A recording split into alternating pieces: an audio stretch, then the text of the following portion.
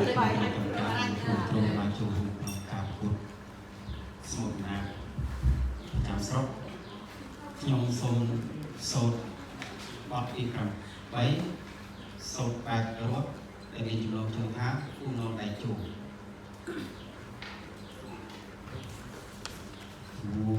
นอนได้จูปิงนอนได้จูโปปิงแต่งเจียง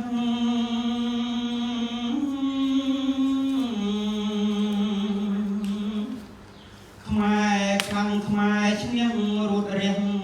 ស្ថាបនានាំឯងគ្រាចភាពពេញព្រៀមរដ្ឋា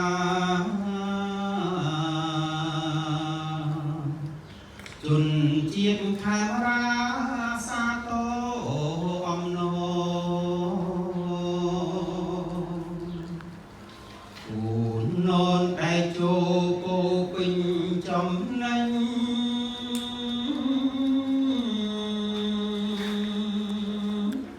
ជុំរុញនាំចេញពោតស្រូវអង្គ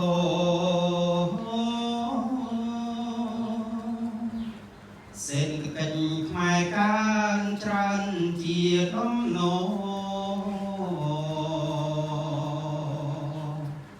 ជួយបើកចំហព្រិចកម្មជាតិ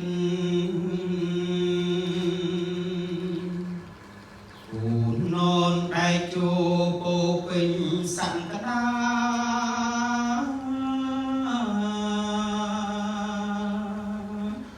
នាំទឹកមច្ឆា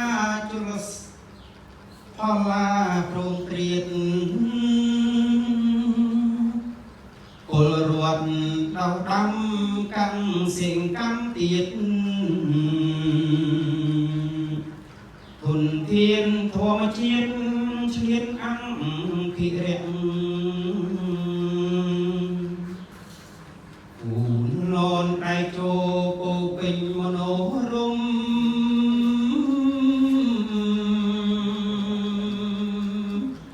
នៅគិ